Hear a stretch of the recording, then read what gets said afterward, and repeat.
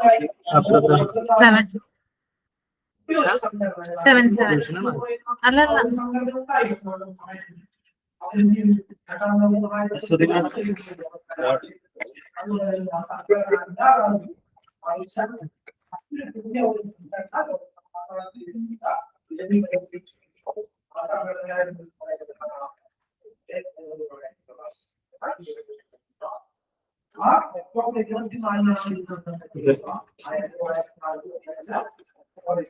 afternoon. Good afternoon, ma'am. Good afternoon. Good afternoon.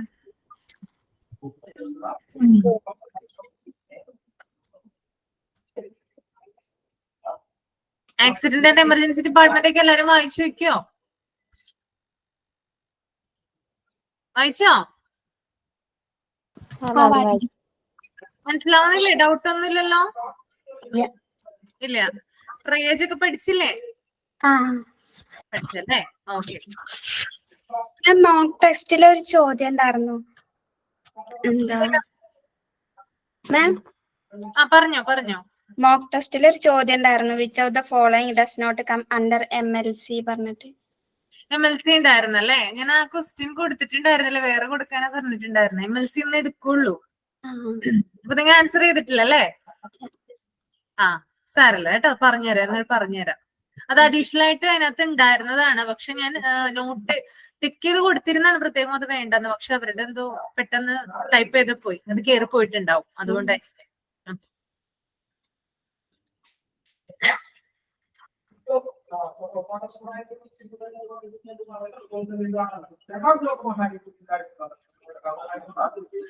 നമ്മള് other areas വരെയല്ല എടുത്തിരുന്നത് അല്ലേ?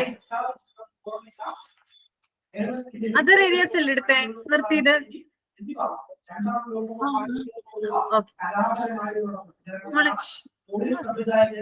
Next patient flow ആണ് കേട്ടോ. പേഷ്യന്റ് ഫ്ലോ എങ്ങനെയാണ് പേഷ്യന്റിനെ ഇവിടെ കൊണ്ടുവരുന്നത്, ആ ഒരു ക്രമമാണ് കേട്ടോ പറയാൻ പോകുന്നത്. ഫസ്റ്റ് വൺ എന്ന് പറയുന്നത് ട്രയാജ് ആണ്. ട്രയാജ് എന്ന് പറഞ്ഞാൽ ഞാൻ പറഞ്ഞു, പേഷ്യന്റിനെ സോർട്ട് ചെയ്യുന്ന ഒരു പ്രോസസ് ആണ് അല്ലെ. പേഷ്യന്റിന്റെ കണ്ടീഷൻ അനുസരിച്ചിട്ട് ആർക്കാണോ ഫസ്റ്റ് പ്രയോറിറ്റി കൊടുക്കേണ്ടത് അതിനനുസരിച്ചുള്ള ട്രീറ്റ്മെന്റ് കൊടുക്കുന്നതാണ് എന്ത് ട്രയാജ് സംവിധാനം എന്ന് പറയുന്നത്. ട്രയാജ് സംവിധാനം ഉപയോഗപ്പെടുത്തിക്കൊണ്ടാണ് പേഷ്യന്റിനെ ഓരോരുത്തരെയും നമ്മൾ അവരുടെ കണ്ടീഷൻ അനുസരിച്ച് പ്രത്യേകം അവർക്ക് കൊടുക്കേണ്ട കെയർ എന്താണെന്ന് ഇവാലുവേറ്റ് ചെയ്യുന്നതും അവർക്ക് ട്രീറ്റ്മെന്റ് കൊടുക്കുന്നതും ഈ ട്രയാജ് പ്രക്രിയ അല്ലെങ്കിൽ പ്രോസസ്സ് ഉപയോഗിച്ചിട്ടാണ്. അത് നമ്മൾ പറഞ്ഞു എത്രയാണ് 0 മിനിറ്റ്, 1 മിനിറ്റ്, 30 മിനിറ്റ്, 60 മിനിറ്റ് ആ ഒരു ഫ്ലോയിലുള്ള കാര്യങ്ങളൊക്കെ പറഞ്ഞു തന്നതായിരുന്നു. അപ്പോ ഫസ്റ്റ് വൺ ട്രയാജ് ആണ്. All patients should be triage through a single point. അപ്പൊ ആദ്യം തന്നെ എന്താ ചെയ്യാ, പേഷ്യന്റിനെ നമ്മൾ കൊണ്ടുവരുമ്പോ തന്നെ ഫസ്റ്റ് തന്നെ ട്രയാജ് സംവിധാനം ഉപയോഗിച്ചിട്ടാണ് എന്ത് ചെയ്യുന്നത്, പേഷ്യന്റിനെ തരംതിരിക്കുന്നവർ. ആർക്കാണ് ആദ്യത്തെ കെയർ കൊടുക്കേണ്ടത്, ആർക്കാണ് ഏറ്റവും ലാസ്റ്റ് കെയർ കൊടുക്കേണ്ടത് എന്നുള്ളൊരു വിലയിരുത്തൽ, ഇവാലുവേഷൻ നടത്തുന്നത് ട്രയാജിലൂടെയാണ്. ഓക്കെ, എന്നാൽ മാത്രമേ, കാരണം എന്താണ്, കുറെ പേഷ്യൻസ് ഇങ്ങനെ എമർജൻസി ആയിട്ടായിരിക്കുമല്ലോ ഈ ഒരു ഡിപ്പാർട്ട്മെന്റിലേക്ക് വരുന്നത്. അപ്പോ അതായത് അറ്റ് എ ടൈം തന്നെ 5 or 6 പേരൊക്കെ വന്നു കഴിഞ്ഞാല് ഇവർക്ക് എന്താണ് ടോട്ടൽ കൺഫ്യൂഷൻ ആയിരിക്കും ഉണ്ടായിരിക്കുക. ആർക്കാണ് കൂടുതൽ ഇത് കൊടുക്കേണ്ടതെന്നുള്ളൊരു കൺഫ്യൂഷൻ ആയിരിക്കും ഉണ്ടായിരിക്കുക, ഡോക്ടേഴ്സിനായാലും നഴ്സുമാരിനൊക്കെ ആയാലും. അപ്പോൾ ഈ ട്രയാജ് സംവിധാനം ഉപയോഗപ്പെടുത്തിക്കൊണ്ട് പേഷ്യന്റിനെ ആർക്കാണ് ഫസ്റ്റ് കെയർ കൊടുക്കേണ്ടത് നമുക്ക് തീരുമാനിക്കാനായിട്ട് പെട്ടെന്ന് ഒരു ഡിസിഷൻ എടുക്കാനായിട്ട് സാധിക്കും. അപ്പോൾ ആദ്യം തന്നെ എന്താ ചെയ്യുന്നേ, പേഷ്യന്റിനെ സോർട്ട് ചെയ്യുന്നു. ഇനി aim of triage is to sort patient for providing optimum care consistent with their medical need and ensuring efficient utilization of available resources. അപ്പോ ഈ ട്രയേജിന്റെ എയിം തന്നെ എന്താണ്, അതായത് പേഷ്യന്റിനെ സോർട്ട് ചെയ്യുക എന്നുള്ളതാണ്. അതായത് പേഷ്യന്റിനെ സോർട്ട് ചെയ്തിട്ട് അവർക്ക് വേണ്ടിയിട്ടുള്ള മാക്സിമം ലെവൽ ഓഫ് കെയർ കൊടുക്കുക എന്നുള്ളതാണ് ട്രയേജ് എന്ന് പറയുന്ന ആ ഒരു പ്രോസസ്സിന്റെ എയിം എന്ന് പറയുന്നത്. പിന്നെ അവിടെയുള്ള റിസോഴ്സുകളായാലും അവിടെയുള്ള എക്യുപ്മെന്റുകളായാലും ഇതൊക്കെ ഉപയോഗിച്ചുകൊണ്ട് എന്ത് കൊടുക്കണം, പേഷ്യന്റിന് മാക്സിമം ലെവലിലുള്ള ഒരു കെയർ കൊടുക്കണം എന്നാണ് ഇവിടെ ട്രയാജ് എന്തുകൊണ്ട് ഉദ്ദേശിക്കുന്നത്. ഓക്കെ, മനസ്സിലായില്ലേ? ക്ലിയർ അല്ലേ? ഓക്കെ, ഇനി സെക്കൻഡ് പോയിന്റ് എന്ന് പറഞ്ഞാൽ റിസപ്ഷൻ ആണ് കേട്ടോ. ക്ലോസ് ഓപ്പറേഷണൽ റിലേഷൻഷിപ്പ് എക്സിസ്റ്റ് വിത്ത് ട്രയാജ്. അതായത് ഈ റിസപ്ഷൻ എന്ന് പറയുന്ന ഏരിയ ട്രയാജ് സെക്ഷനിന്റെ അടുത്ത് തന്നെ ആയിരിക്കണം എന്ന് പറയുന്നുണ്ട്. നമ്മള് എന്താണ് ആക്സിഡന്റ് എമർജൻസി ഡിപ്പാർട്ട്മെന്റ് സെപ്പറേറ്റ് ആയിട്ടുള്ള ഒരു റിസപ്ഷൻ ഉണ്ടാവും എന്ന് പറഞ്ഞിട്ടുണ്ടായിരുന്നു. അപ്പോ ഈ ട്രയേജ് എന്ന് പറയുന്ന ഒരു സെക്ഷന്റെ തന്നെ അടുത്ത് തന്നെ ആയിരിക്കണം ഈ ഒരു റിസപ്ഷൻ എന്ന് പറയുന്നത്. After triage patients details are recorded by the clerical staff. അത് എന്തുകൊണ്ടാണെന്ന് വെച്ചാല് ഈ ട്രയാജിന് ശേഷമാണ്, അതായത് പെട്ടെന്ന് ഇപ്പോ ആക്സിഡന്റ് ഒക്കെ പറ്റി പെട്ടെന്നാണ് രോഗികളെ ആ ഒരു ഡിപ്പാർട്ട്മെന്റിലേക്ക് കൊണ്ടുവരുന്നതെങ്കിൽ നമുക്ക് ശരിക്കും എന്താണ് പേഷ്യന്റ് റെക്കോർഡ് കാര്യങ്ങളോ എന്താണ് എടുക്കാനായിട്ട് സാധിക്കില്ല. നമ്മൾ മെയിൻ റിസപ്ഷനിൽ പോയിട്ട് എടുക്കണം എന്ന് നിർബന്ധമില്ല. കാരണം എന്താണ്, എത്രയും പെട്ടെന്ന് ആ ഒരു എമർജൻസി ഡിപ്പാർട്ട്മെന്റിൽ എത്തിക്കുക എന്നുള്ളതാണ് ആദ്യം ചെയ്യേണ്ട ഒരു പ്രോസസ്സ് എന്ന് പറയുന്നത്. അങ്ങനെ അവിടെ ചെന്ന് കഴിഞ്ഞാൽ നമ്മൾ ട്രയാജ് ചെയ്യാണ്, നമുക്ക് അതായത് നമുക്ക് ഇമ്മീഡിയറ്റ് ഉള്ള കെയർ, അങ്ങനെ ഒരു കെയർ ആണ് വേണ്ടതെന്ന് അവർ സോർട്ട് ചെയ്ത് കഴിഞ്ഞാൽ പെട്ടെന്ന് തന്നെ പിന്നെ ചെയ്യുന്നത് ഈ ഒരു റിസപ്ഷനിൽ നിന്ന് എടുക്കുകയാണ്, ആളുടെ മെഡിക്കൽ റെക്കോർഡ് എടുക്കുകയാണ് ചെയ്യുന്നത് കേട്ടോ. മെഡിക്കൽ റെക്കോർഡ് അതായത് ഈ ഒരു പേഷ്യന്റ് ഡീറ്റെയിൽസ് അതുപോലെ തന്നെ അങ്ങനെയുള്ള കാര്യങ്ങളൊക്കെ എന്താണ് ചെയ്യുന്നത്, ക്ലറിക്കൽ സ്റ്റാഫ് വന്ന് രേഖപ്പെടുത്തുകയാണ് ചെയ്യുന്നത്.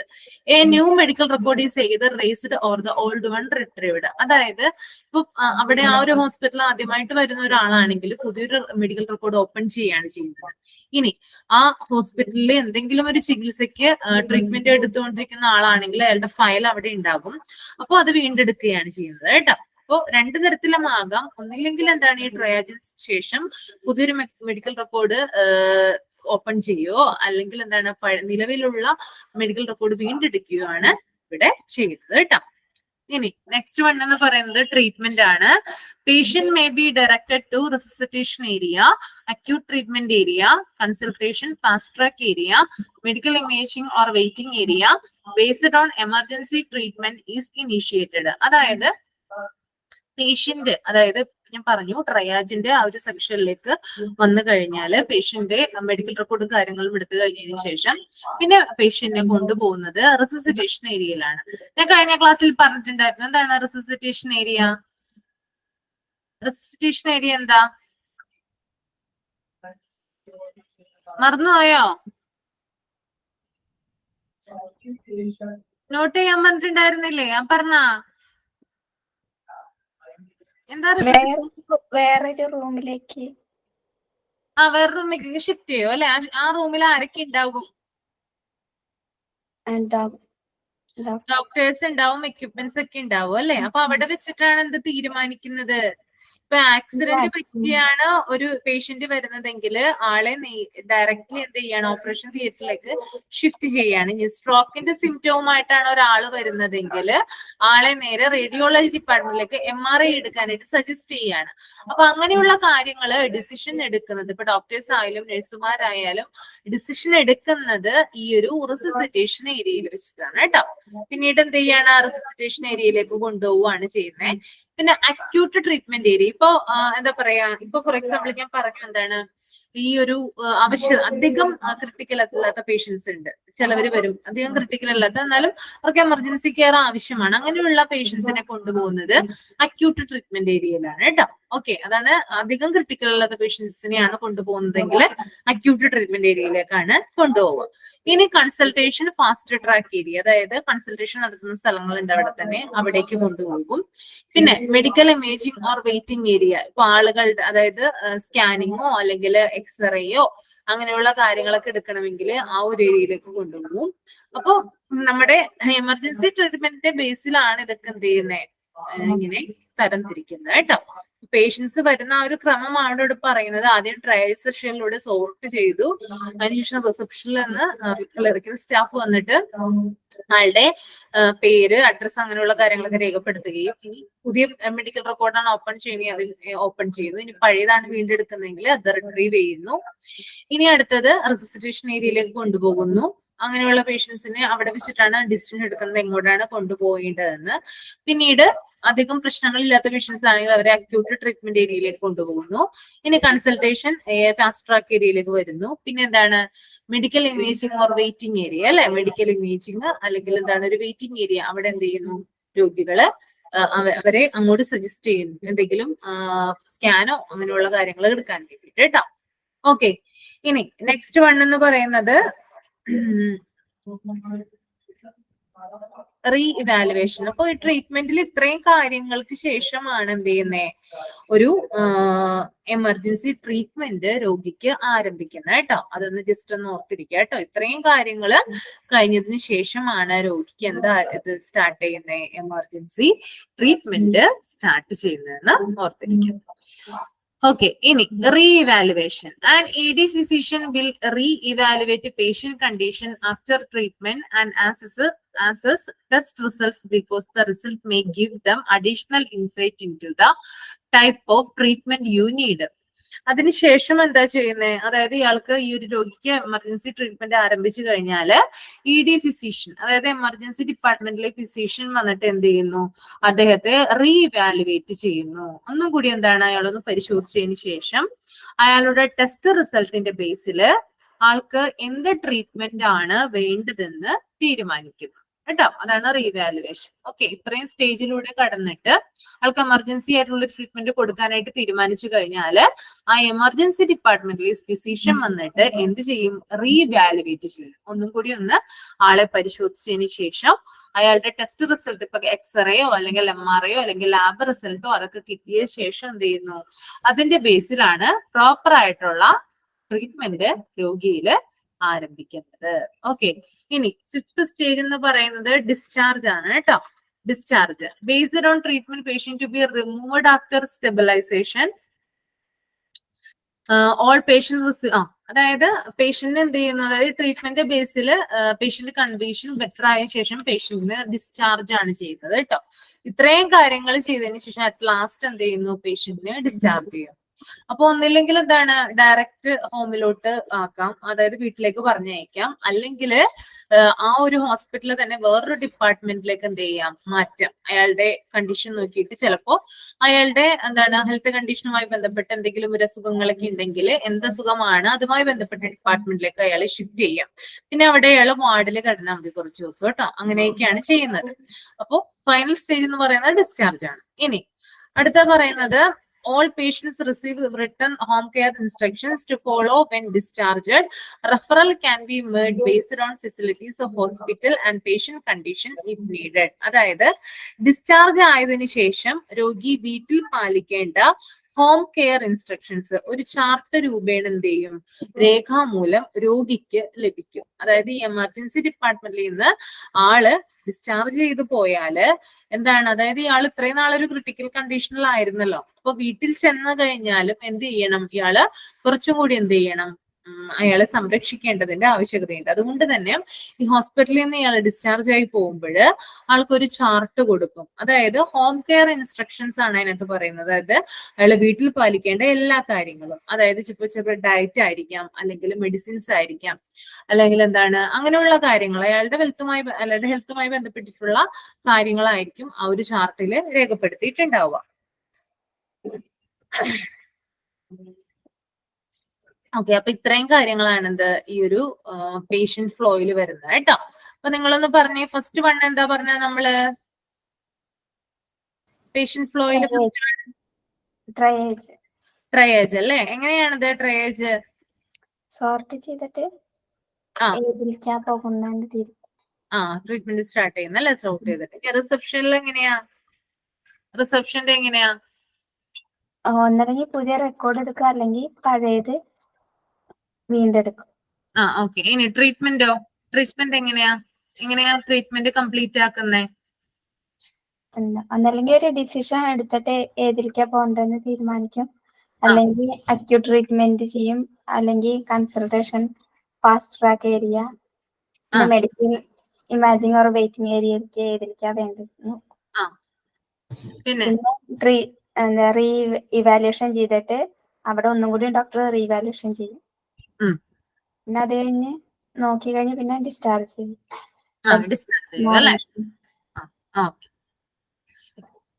പിന്നെ ഹോം കെയർ ഇൻസ്ട്രക്ഷൻസ് കൊടുത്ത് ഹോം കെയർ ഇൻസ്ട്രക്ഷൻസ് രോഗിക്ക് കൊടുക്കും അല്ലെ, പേഷ്യന്റിന് കൊടുക്കും. എന്താണ് അദ്ദേഹം വീട്ടിൽ എന്തൊക്കെയാണ് പാലിക്കേണ്ടത്, ഡയറ്റ് എന്താണ്, മെഡിസിൻസ് എന്താണെന്നൊക്കെ പറഞ്ഞു കൊടുക്കുന്നത് രേഖാമൂലമായിരിക്കും കേട്ടോ. ഓക്കെ, അപ്പൊ ഇത്രയും കാര്യങ്ങളാണ് ആ പേഷ്യന്റ് ഫ്ലോയിൽ വരുന്നത്. ഇനി അടുത്തത് എമർജൻസി ഡിപ്പാർട്ട്മെന്റ് വർക്ക് ഫോഴ്സ്, അതായത് എങ്ങനെയാണ് ഒരു എമർജൻസി ഡിപ്പാർട്ട്മെന്റിലെ വർക്ക് ഫോഴ്സ് എങ്ങനെയാണ്, അതായത് അവിടെ ആരൊക്കെയാണ് അവിടെ വർക്ക് ചെയ്യുന്നത്, എങ്ങനെയാണ് അവിടുത്തെ ആ ഒരു സ്ട്രക്ചർ വരുന്നത് എന്നാണ് ഇവിടെ പറയുന്നത് കേട്ടോ. അപ്പൊ ഫസ്റ്റ് വൺ എന്ന് പറയുന്നത് ഒരു കാഷ്വാലിറ്റി മെഡിക്കൽ ഓഫീസർ ഉണ്ടാകും എവിടെ, എമർജൻസി ഡിപ്പാർട്ട്മെന്റിൽ കേട്ടോ. ഒരു കാഷ്വാലിറ്റി CMO കേട്ടോ, CMO എന്നാണ് ഷോർട്ട് ഫോം വരുന്നത്. കാഷ്വാലിറ്റി മെഡിക്കൽ ഓഫീസർ ഉണ്ടാകും. രണ്ടാമത്തെ എന്ന് പറയുന്നത് consultants should be available. Consultants should be available എന്നാ പറയുന്നത്. അതായത് പ്രോപ്പർ ആയിട്ടുള്ള, അതായത് ആവശ്യത്തിനനുസരിച്ചിട്ടുള്ള കൺസൾട്ടന്മാർ അല്ലെങ്കിൽ ഫിസിഷ്യന്മാര് എമർജൻസി ഡിപ്പാർട്ട്മെന്റിൽ ഉണ്ടാവും കേട്ടോ. അതായത് എമർജൻസി മെഡിസിനിൽ MD എടുത്തിട്ടുള്ള ആളുകളാണ് ഇവിടെ ചികിത്സിക്കുന്നത്, എമർജൻസി ഡിപ്പാർട്ട്മെന്റിൽ ചികിത്സിക്കുന്നത് കേട്ടോ. ആ ഒരു വിഭാഗത്തിൽ അങ്ങനെ തന്നെയാണ് സ്റ്റാഫുകളും മറ്റും കാര്യങ്ങളും വരുന്നത്. എമർജൻസിയുമായി ബന്ധപ്പെട്ടിട്ടുള്ള ഗ്രാജുവേഷനും പോസ്റ്റ് ഗ്രാജുവേഷനും ഒക്കെ കഴിഞ്ഞ ആളുകളാണ് ആ ഒരു ഡിപ്പാർട്ട്മെന്റിൽ വർക്ക് ചെയ്യുന്നത്. ഇനി RN with trained EMT at triaged section. അതായത് RN എന്ന് പറഞ്ഞാൽ ഇവിടെ പറയുന്നത് രജിസ്ട്രേഡ് നഴ്സ് ആണ്. ഓക്കെ, ഒരു രജിസ്ട്രേഡ് നഴ്സും അതുപോലെ തന്നെ എന്താണ് EMT എന്ന് പറഞ്ഞാല് എമർജൻസി മെഡിക്കൽ ടെക്നീഷ്യൻ കേട്ടോ. അപ്പൊ ട്രയേഡ് സെക്ഷനിൽ പരിശീലനം ലഭിച്ച ഒരു രജിസ്ട്രേഡ് നഴ്സും ഒരു എമർജൻസി മെഡിക്കൽ ടെക്നീഷ്യനും എന്തായാലും ഉണ്ടായിരിക്കണം എന്ന് പറയുന്നുണ്ട് കേട്ടോ. അതായത് ട്രയേഡ് സെക്ഷൻ എന്ന് പറഞ്ഞാൽ ഞാൻ പറഞ്ഞു പേഷ്യന്റിനെ സോർട്ട് ചെയ്യുന്നതാണ്. അപ്പൊ പേഷ്യന്റ് വരുമ്പോൾ അവരെ പെട്ടെന്ന് സോർട്ട് ചെയ്യണം, ആർക്കാണ് ഫസ്റ്റ് കെയർ കൊടുക്കേണ്ടതെന്ന് അവർക്ക് സോർട്ട് ചെയ്യേണ്ട ഒരു പ്രോസസ് ഉണ്ടല്ലോ. അത് ചെയ്യുന്നത് ഇതിനകത്ത് എക്സ്പീരിയൻസ്ഡ് ആയിട്ടുള്ള ആളുകളായിരിക്കണം. അപ്പൊ അതിനകത്ത് വരുന്ന ആളുകൾ എന്ന് പറയുന്നത് ഒരു രജിസ്ട്രേഡ് നഴ്സ് വരുന്നുണ്ട്, ഒരു RN വരുന്നുണ്ട്, അതുകൂടാതെ എമർജൻസി മെഡിക്കൽ ടെക്നീഷ്യനും വരുന്നുണ്ട്. ഓക്കെ, ഇനി നെക്സ്റ്റ് വൺ എന്ന് പറയുന്നത് സ്കിൽഡ് നഴ്സിംഗ് ടീം ആണ് കേട്ടോ. അതായത് വളരെ സ്കിൽഡ് ആയിട്ടുള്ള ഒരു നഴ്സിംഗ് ടീം ഇവിടെ ഉണ്ടായിരിക്കണം. ഓക്കെ, അതായത് ആളുകൾ പെട്ടെന്ന് എന്തെങ്കിലുമൊക്കെ അപകടമായിട്ടൊക്കെ വരുമ്പോൾ, അത് ആക്സിഡന്റ് ഒക്കെ ആയിട്ട് അവിടെ കൊണ്ടു ചെല്ലുമ്പോഴെന്താണ് ചിലപ്പോ ആളിന്റെ എന്താണ് വളരെ ക്രിട്ടിക്കൽ ആയിട്ടുള്ള കണ്ടീഷനിലായിരിക്കും ആളെ കൊണ്ടുവരുന്നത്. അപ്പോ അങ്ങനെയുള്ളൊരു കണ്ടീഷനിൽ പെട്ടെന്ന് എന്താണ് ചെയ്യേണ്ടതെന്നുള്ളൊരു തീരുമാനം എടുക്കാൻ പറ്റുന്ന രീതിയിലുള്ള സ്റ്റാഫുകളായിരിക്കണം. അതായത് മികച്ച പരിശീലനം കിട്ടിയ സ്റ്റാഫുകളായിരിക്കണം അവിടെ ഉണ്ടായിരിക്കേണ്ടത്, ഈ ഒരു എമർജൻസി ഡിപ്പാർട്ട്മെന്റിൽ ഉണ്ടായിരിക്കേണ്ടത്. മറ്റ് ഡിപ്പാർട്ട്മെന്റുകൾ പോലെയല്ല. മറ്റ് ഡിപ്പാർട്ട്മെന്റുകൾ എന്ന് പറഞ്ഞാൽ നമുക്ക് എന്താണ് കുറച്ചും കൂടി ടൈം ഒക്കെ എടുത്ത് ഡിസിഷൻ ഒക്കെ എടുക്കാം. എന്തെങ്കിലും രോഗവുമായിട്ട് രോഗി വന്നു കഴിഞ്ഞാല് ഇപ്പോ അത്യാവശ്യം കുറച്ച് ക്രിട്ടിക്കലൊക്കെ ആണെങ്കിൽ തന്നെ എന്താണ് നമുക്ക് ടൈം ഉണ്ട് കൂടുതൽ. പക്ഷെ ഇവിടെ വരുന്ന ഈ എമർജൻസി ഡിപ്പാർട്ട്മെന്റിൽ വരുന്ന പേഷ്യൻസ് എന്ന് പറയുന്നത് ഒട്ടും തന്നെ ടൈം വേസ്റ്റ് ആക്കാനില്ല. എത്രയും പെട്ടെന്ന് അയാൾക്ക് മെഡിക്കൽ കെയർ കൊടുക്കേണ്ട ആവശ്യകതയുണ്ട്. അപ്പൊ നമ്മള് സ്റ്റാഫുകളുടെ ഭാഗത്ത് നിന്ന് സ്തംഭിച്ചു നിൽക്കാനുള്ള ഒരു സിറ്റുവേഷൻ ഉണ്ടാകാനായിട്ട് പാടില്ല. എത്രയും പെട്ടെന്ന്, അതായത് ഉചിതമായിട്ടുള്ള ഒരു ഡിസിഷൻ എടുത്തിട്ട് വേണം ആ ഒരു വ്യക്തിയിൽ നമുക്ക് ട്രീറ്റ്മെന്റ് ആരംഭിക്കാനായിട്ട്. അപ്പൊ അങ്ങനെയുള്ള ആളുകളെ കിട്ടണമെങ്കിൽ അത്രയും നല്ല എക്സ്പീരിയൻസ്ഡ് ആയിട്ടുള്ള സ്കിൽഡ് ആയിട്ടുള്ള ആളുകളായിരിക്കണം ഈ ഒരു ഡിപ്പാർട്ട്മെന്റിൽ വർക്ക് ചെയ്യേണ്ടത്. അപ്പൊ അവിടെയുള്ള ആ ഒരു നഴ്സിംഗ് ടീം എന്ന് പറയുന്നത് എന്താണ്, സ്കിൽഡ് ആയിട്ടുള്ള നഴ്സിംഗ് ടീം ആയിരിക്കണം. ഇനി ഡയഗ്നോസ്റ്റിക് ടെക്നീഷ്യൻസ്, അതായത് ആ രോഗി ഇപ്പൊ ഞാൻ പറഞ്ഞു ഇപ്പോ അതായത് ഇപ്പൊ സ്ട്രോക്കിന്റെ സിംറ്റവുമായിട്ടാണ് ഒരാൾ വരുന്നതെങ്കിൽ പെട്ടെന്ന് സ്ട്രോക്ക് ആണെന്ന് തിരിച്ചറിയാനായിട്ടുള്ള ഒരു സ്കില്ല് അവർക്ക് വേണം. ഓക്കെ, അതായത് എത്രയും പെട്ടെന്ന് തിരിച്ചറിയണം. അപ്പൊ അങ്ങനെയുള്ള, അതായത് രോഗനിർണയവുമായി ബന്ധപ്പെട്ടിട്ടുള്ള ടെക്നീഷ്യൻസ്മാർ എവിടെയുണ്ട്, ഈ ഒരു എമർജൻസി ഡിപ്പാർട്ട്മെന്റിൽ വർക്ക് ചെയ്യുന്നുണ്ട്. അപ്പൊ അങ്ങനെയുള്ള ആളുകൾ വേണം തന്നെയാണ് ഇവിടെ പറയുന്നത്. ഇനി patient care assistant and executive, അതുകൂടാതെ പേഷ്യന്റിനെ കെയർ കൊടുക്കാൻ, അതായത് അവർക്കുള്ള പരിചരണം കൊടുക്കുവാനും അതുപോലെ തന്നെ പേഷ്യന്റിന്റെ കാര്യങ്ങളുമായി ബന്ധപ്പെട്ടുള്ള കാര്യങ്ങൾ നടപ്പിലാക്കുവാനും എക്സിക്യൂട്ടീവ്സ് ഒക്കെ ഉണ്ടല്ലോ. അപ്പൊ അങ്ങനെയുള്ള ആളുകളും എവിടെ വേണം, ഈ ഒരു എമർജൻസി ഡിപ്പാർട്ട്മെന്റിന്റെ വർക്ക് ഫോഴ്സിൽ വരുന്ന ആളുകളായിരിക്കണം. ഓക്കെ, അപ്പൊ ഞാൻ പറഞ്ഞു ആരൊക്കെയാണ്, കാഷ്വാലിറ്റി മെഡിക്കൽ ഓഫീസർ അഥവാ CMO ഉണ്ട്. അദ്ദേഹമാണ് ഒരു സീനിയർ ആയിട്ട് ഇരിക്കുന്നത് കേട്ടോ. ആ ഒരു ഡിപ്പാർട്ട്മെന്റിൽ സീനിയർ ആയിട്ട് ഇരിക്കുന്നത് അദ്ദേഹമാണ്. ഇനി കൺസൾട്ടന്റ് ഷുഡ് ബി അവൈലബിൾ, അതായത് ആവശ്യത്തിനുള്ള കൺസൾട്ടന്റ്മാർ അവിടെ വേണം. പിന്നെ ഒരു രജിസ്ട്രേഡ് നഴ്സ് വേണം, അതുകൂടാതെ എമർജൻസി മെഡിക്കൽ ടെക്നീഷ്യൻ വേണം, പിന്നെ സ്കിൽഡ് ആയിട്ടുള്ള നഴ്സിംഗ് ടീം വേണം, അതുകൂടാതെ ഡയഗ്നോസ്റ്റിക് ടെക്നീഷ്യൻസ് വേണം, പിന്നെ patient care assistant and executives എവിടെ വേണം, ഈ ഒരു എമർജൻസി ഡിപ്പാർട്ട്മെന്റ് വർക്ക് ഫോഴ്സിൽ വേണ്ടത് ആവശ്യമാണ്. ഓക്കെ, ഇനി നെക്സ്റ്റ് വൺ എന്ന് പറയുന്നത് അഡ്മിനിസ്ട്രേറ്റീവ് സ്റ്റാഫ് ആണ്. അഡ്മിനിസ്ട്രേറ്റീവ് സ്റ്റാഫ് എന്ന് പറയുന്നത് മെഡിക്കൽ റെക്കോർഡ് ക്ലർക്ക് ആണ് കേട്ടോ. മെഡിക്കൽ റെക്കോർഡ് ക്ലർക്ക് ഉണ്ട്. അതുകൂടാതെ registration clerk at admission clerk. അതായത് ഒരു ക്ലർക്ക് എന്തായാലും ഒരു മെഡിക്കൽ റെക്കോർഡുകൾ കൈകാര്യം ചെയ്യുന്നതിനുമായി ബന്ധപ്പെട്ട് അല്ലെങ്കിൽ മെഡിക്കൽ റെക്കോർഡൊക്കെ സൂക്ഷിക്കുന്നതിനായിട്ട് ചുമതലപ്പെടുത്തിയിട്ടുള്ള ഒരു ക്ലർക്ക് എന്തായാലും ആ ഒരു ഏരിയയിൽ ഉണ്ടാവും, ആ ഒരു ഡിപ്പാർട്ട്മെന്റിൽ ഉണ്ടാകും. പിന്നെ registration clerk at admission clerk, പിന്നെ പേഷ്യന്റ് അഡ്മിഷനുമായി ബന്ധപ്പെട്ടിട്ടുള്ള കാര്യങ്ങൾ അഡ്മിഷനും അതുപോലെ തന്നെ രജിസ്ട്രേഷൻ ഒക്കെ ചെയ്യുന്നതിന് വേണ്ടിയിട്ട് ഒരു ക്ലർക്ക് എന്തായാലും അവിടെ ഉണ്ട്. അപ്പൊ 2 സ്റ്റാഫുകളാണ് അഡ്മിനിസ്ട്രേറ്റീവ് സ്റ്റാഫുകളിൽ വരുന്നത് കേട്ടോ. അപ്പൊ അഡ്മിനിസ്ട്രേറ്റീവ് സ്റ്റാഫുകളിൽ വരുന്നത് 2 പേരാണ്. ഒന്ന് മെഡിക്കൽ റെക്കോർഡ് ക്ലർക്കും, രണ്ടാമത്തേത് രജിസ്ട്രേഷൻ ക്ലർക്ക്. അതുകൂടാതെ അഡ്മിഷൻ അങ്ങനെയുള്ള ഒരു, അതായത് ഈ 2 ജോലികളും ചെയ്യുന്ന കോമൺ ആയിട്ട് രജിസ്ട്രേഷൻ അഡ്മിഷൻ ഒക്കെ എടുക്കുന്ന ഒരു ക്ലർക്ക് ഉണ്ട്. ഓക്കെ, ഇനി എന്തൊക്കെ റെക്കോർഡുകളാണ് ഇവിടെ സൂക്ഷിക്കുന്നത് നോക്കാം. അതായത് എന്തൊക്കെ റെക്കോർഡ്സും കാര്യങ്ങളുമാണ് ഈ ഒരു എമർജൻസി ഡിപ്പാർട്ട്മെന്റിൽ സൂക്ഷിക്കുന്നത്. ഫസ്റ്റ് വൺ എന്ന് പറയുന്നത് പേഷ്യന്റ് റെക്കോർഡാണ്. അതായത് പേഷ്യന്റിന്റെ റെക്കോർഡ് എവിടെ സൂക്ഷിക്കും? ഈ ഒരു ഡിപ്പാർട്ട്മെന്റിൽ സൂക്ഷിക്കും. ഇപ്പൊ പേഷ്യന്റിന്റെ നെയിം, അതുപോലെ അഡ്രസ്സ്, ഫോൺ നമ്പർ, അങ്ങനെയുള്ള കാര്യങ്ങളൊക്കെ ഉൾപ്പെടുത്തിയിട്ടുള്ള ഒരു റെക്കോർഡ്. ഇനി കാഷ്വാലിറ്റി ഡെത്ത് രജിസ്റ്റർ, അതായത് ഈ ഒരു ഡിപ്പാർട്ട്മെന്റിൽ, അതായത് ഇവിടെ വരുന്ന പേഷ്യൻസ് എന്ന് പറയുന്നത് ക്രിട്ടിക്കൽ ആയിട്ട് വരുന്ന പേഷ്യൻസ് ആണ്. ഓൾമോസ്റ്റ് ഒരുവിധം പേഷ്യൻസ് ഒക്കെ എന്താണ് റിക്കവർ ആയിട്ട് പോകും. അല്ലാത്ത പേഷ്യൻസ് ഒക്കെ ചിലരൊക്കെ ഡെത്ത് ആവാനുള്ള സാധ്യതയുണ്ട്, ഡെത്ത് ആവാറുണ്ട് അങ്ങനെ. അപ്പൊ അതുകൊണ്ട് തന്നെ എന്താണ് ഈ ഒരു ഡെത്ത് രജിസ്റ്റർ സൂക്ഷിക്കുന്നുണ്ട് ഇവിടെ കേട്ടോ. അപ്പൊ കാഷ്വാലിറ്റി ഡെത്ത് രജിസ്റ്റർ സൂക്ഷിക്കുന്നത് ഉണ്ട്. അപ്പൊ അതൊരു റെക്കോർഡാണ്. ഇനി observation and follow up record, അതായത് രോഗിയെ നമ്മൾ നിരീക്ഷിക്കുമ്പോഴും അതുപോലെ തന്നെ രോഗിയുടെ, അതായത് രോഗിയെ അവരുടെ കൊണ്ടുവരുമ്പോഴും, ഇപ്പൊ പെട്ടെന്നൊരു ആളെ എമർജൻസി ആയിട്ട് കൊണ്ടുവന്നു കഴിഞ്ഞാൽ അയാൾക്കുള്ള കാര്യങ്ങൾ എല്ലാനും നമ്മൾ ഒബ്സർവ് ചെയ്തിട്ടായിരിക്കും ചെയ്യണേ അല്ലെ. അയാളെ നിരീക്ഷിച്ചുകൊണ്ടിരിക്കും, 24 മണിക്കൂറും നിരീക്ഷിച്ചുകൊണ്ടിരിക്കുന്ന ഒരു സ്ഥലമാണ് എമർജൻസി ഡിപ്പാർട്ട്മെന്റ് എന്ന് പറയുന്നത്. അപ്പൊ അദ്ദേഹത്തിന്റെ ആ നിരീക്ഷണ കാര്യങ്ങളൊക്കെ നമ്മൾ രേഖപ്പെടുത്തി വെക്കുന്ന ഒരു റെക്കോർഡ് ഉണ്ട്. അപ്പൊ അതുമായി ബന്ധപ്പെട്ടുള്ള റെക്കോർഡാണ് കേട്ടോ അത്. ഇനി റെഫറൽ റെക്കോർഡ് എന്ന് പറഞ്ഞാല്, അതായത് ഇപ്പൊ ഒരു പേഷ്യന്റ് അവിടെ വരുന്നത് ചിലപ്പോ റെഫറിങ് ചെയ്തിട്ടായിരിക്കുള്ളൂ. അതായത് മറ്റു ഹോസ്പിറ്റലുകളിൽ നിന്ന് നമ്മുടെ ഹോസ്പിറ്റലിലേക്ക്, അതായത് ഞാൻ ഈ പറയുന്ന ഹോസ്പിറ്റലിലേക്ക് കൊണ്ടുവരുന്ന പേഷ്യൻസ് ഉണ്ട്.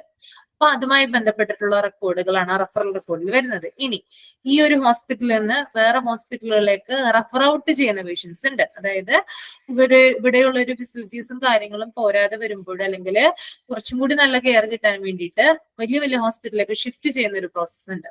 അപ്പൊ അങ്ങനെയുള്ള പേഷ്യൻസിനെ എന്ത് ചെയ്യുന്നു? റെഫർ ഔട്ട് ചെയ്യും, അതായത് മാറ്റുന്നു. അപ്പൊ അങ്ങനെയുള്ള, അതായത് റെഫറിങ്, അതായത് കൊണ്ടുവരുന്ന പേഷ്യൻസിനെ അല്ലെങ്കിൽ പറഞ്ഞയക്കുന്ന പേഷ്യൻസിനെ സംബന്ധിച്ചിട്ടുള്ള റെക്കോർഡുകളും കാര്യങ്ങളും ആണെങ്കിൽ വരുന്നത് റെഫറൽ റെക്കോർഡിൽ വരുന്നത് ഉണ്ടാവും. ഇനി ട്രീറ്റ്മെന്റ് റെക്കോർഡ്. ട്രീറ്റ്മെന്റ് റെക്കോർഡ് എന്ന് പറഞ്ഞാൽ അറിയാം നിങ്ങൾക്ക്, അതായത് രോഗിയുടെ ചികിത്സയുമായി ബന്ധപ്പെട്ടിട്ടുള്ള റെക്കോർഡുകളാണ് ഇതിൽ വരുന്നത് ട്രീറ്റ്മെന്റ് റെക്കോർഡിൽ വരുന്നത്. ഇനി നെക്സ്റ്റ് എന്ന് പറയുന്നത് മൈനർ OT റെക്കോർഡ്സ്, അതായത് മൈനർ ആയിട്ടുള്ള OT records, operation theatre records കേട്ടോ. മൈനർ ആയിട്ടുള്ള ഓപ്പറേഷൻ തിയേറ്റർ റെക്കോർഡ്സ്, അതായത് ചെറിയ ചെറിയ സർജറികളൊക്കെ ചെയ്യുമല്ലോ, അവരുടെ റെക്കോർഡുകളും കാര്യങ്ങളാണ് എന്തിൽ വരുന്നത്? ഈ ഒരു മൈനർ OT റെക്കോർഡ്സിൽ വരുന്നത്.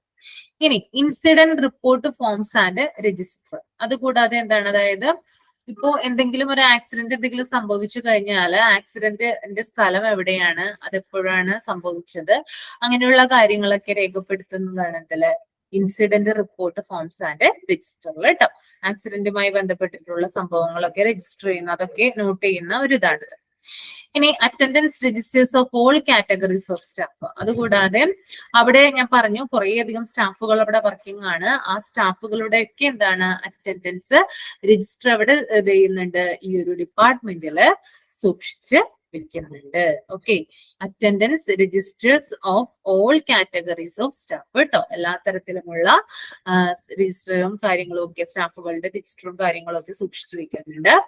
ഇനി register of duty doctors, specialist etcetera. ഇനി ഡോക്ടർമാരുടെ രജിസ്റ്റർ ആണെങ്കിൽ അവര് എന്താണ്, അതായത് അവര് അവരുടെ പ്രവൃത്തി ദിനങ്ങളിലുള്ള, അതായത് അവര് സൈൻ ചെയ്യുന്ന രജിസ്റ്റർ ഉണ്ടാവും.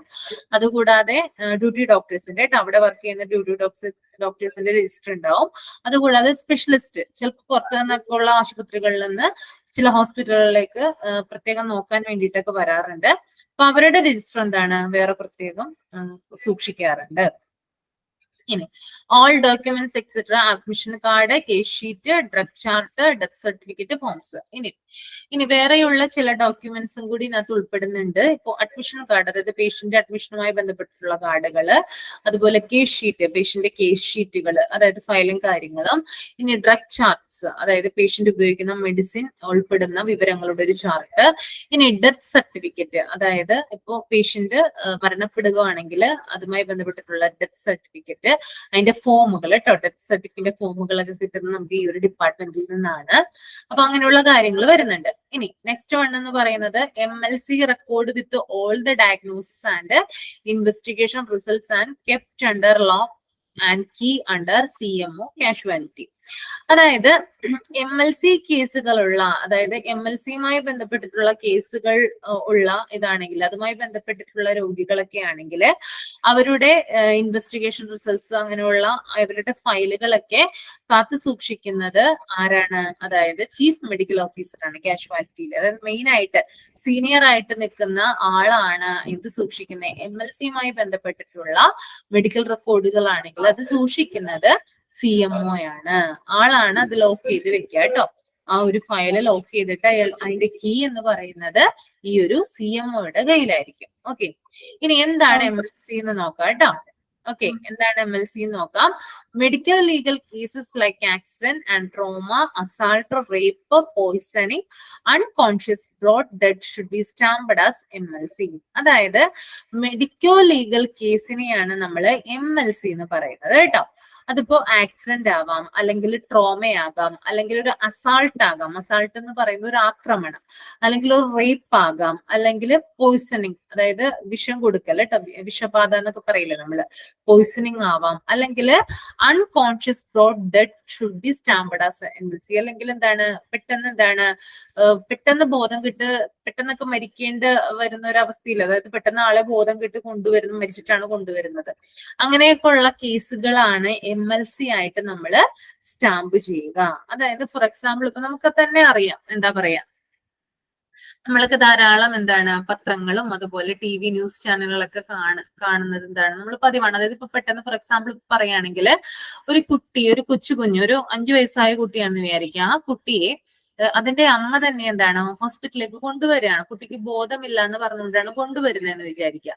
അങ്ങനെ കൊണ്ടുവരുമ്പോൾ ഡോക്ടർ പരിശോധിക്കുകയാണ്. അപ്പൊ ഡോക്ടർ പരിശോധിക്കുമ്പോൾ ഡോക്ടർ അമ്മേനോട് ചോദിക്കുന്നുണ്ട് എന്നാ കുട്ടിക്ക് പറ്റിയെന്ന്. അപ്പൊ അമ്മ പറയാണ് കട്ടിലിൽ നിന്ന് കുട്ടി വീണതാണെന്ന് പറയാണ്.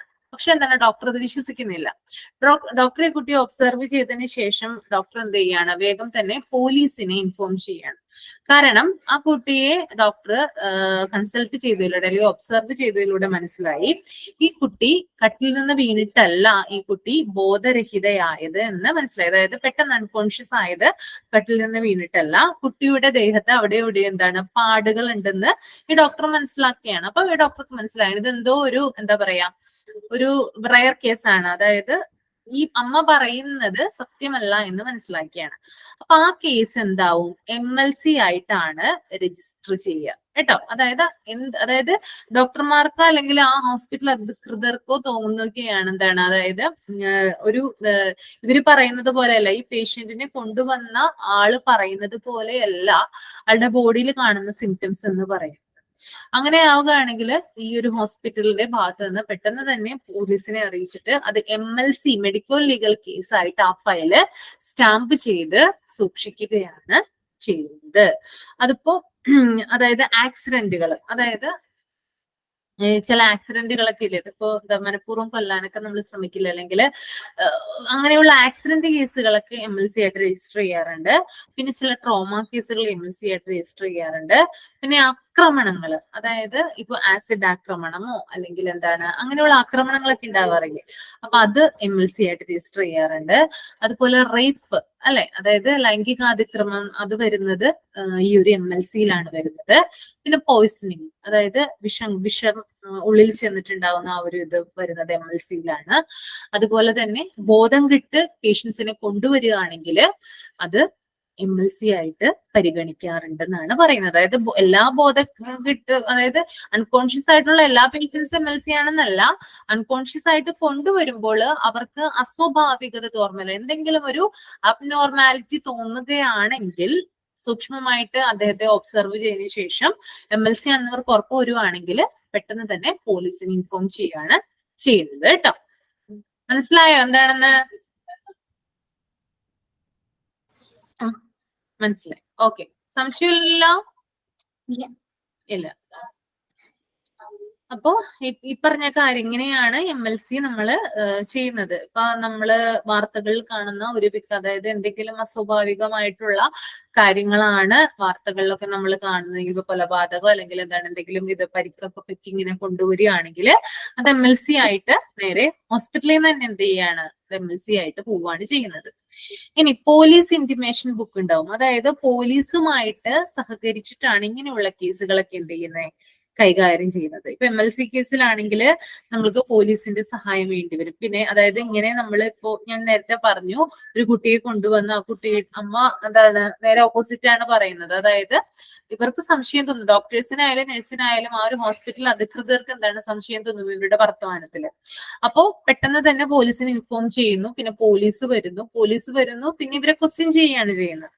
ഓക്കെ, അങ്ങനെ അബ്നോർമാലിറ്റി തോന്നിക്കഴിഞ്ഞാൽ പോലീസ് ഒന്ന് ക്വസ്റ്റ്യൻ ചെയ്യുന്നു. അപ്പൊ ചില കേസുകളിൽ അമ്മ തന്നെ സ്വയം കുറ്റം സമ്മതിച്ചേക്കാം, അല്ലെങ്കിൽ അമ്മ ആയിരിക്കണം എന്നില്ല, ഇനി വേറെ ആരെങ്കിലും തന്നെ ആയാലും ഇങ്ങനെയുള്ള കേസുകളിൽ സ്വയം കുറ്റം സമ്മതിച്ചേക്കാം, കീഴടക്കാം. ഓക്കെ, അപ്പൊ അങ്ങനെയുള്ള കാര്യങ്ങളാണ് വരുന്നത്. പോലീസ് വരുന്നു, ക്വസ്റ്റ്യൻ ചെയ്യുന്നു. ഇനി ഡെത്ത് ആവുകയാണെങ്കിൽ ഫർദർ കാര്യങ്ങൾ അതൊക്കെ ചെയ്യുന്നു. അതായത് പോലീസിന്റെ ഭാഗത്ത് നിന്ന് ഇൻവെസ്റ്റിഗേഷൻ, അതുപോലെ FIR ഒക്കെ റെഡിയാക്കുന്നു, അങ്ങനെയുള്ള കാര്യങ്ങളൊക്കെ ചെയ്യുന്നു കേട്ടോ. പോലീസ് ഇന്റിമേഷൻ, അതായത് പോലീസുമായി ബന്ധപ്പെട്ടിട്ടുള്ള കാര്യങ്ങളൊക്കെ ഇട്ടുള്ള ബുക്കാണ് ഇത് പോലീസ് ഇന്റിമേഷൻ ബുക്ക് എന്ന് പറയുന്നത് കേട്ടോ. അതെന്തായാലും ആ ഒരു എമർജൻസി ഡിപ്പാർട്ട്മെന്റിൽ ഉണ്ടായിരിക്കും.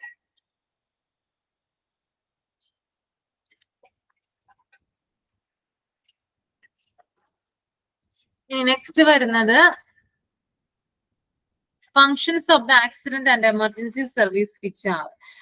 അപ്പോ എന്തൊക്കെയാണ് ആക്സിഡന്റ് ആൻഡ് എമർജൻസി സർവീസസിന്റെ ഫങ്ഷൻസ് എന്നാണ് കേട്ടോ പറയുന്നത്.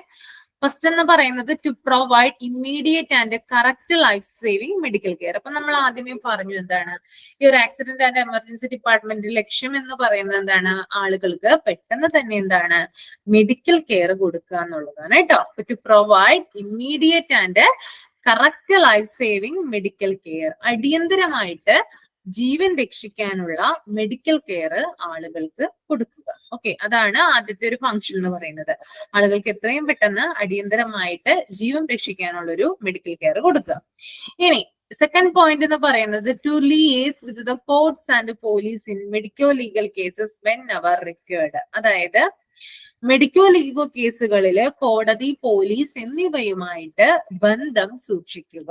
ഓക്കെ, അപ്പോ MLC കേസുകളിൽ ഞാൻ പറഞ്ഞു ഈ ഒരു മെഡിക്കോ ലീഗൽ കേസുകളിൽ പോലീസുമായിട്ട് നമുക്ക് ഒരു കണക്ഷൻ ഉണ്ടായിരിക്കണം. കാരണം ഇങ്ങനെയുള്ള ഒരു കേസ് നമ്മൾ റിപ്പോർട്ട് ചെയ്ത് കഴിഞ്ഞാൽ പെട്ടെന്ന് തന്നെ പോലീസിനെ ഇൻഫോം ചെയ്യണം.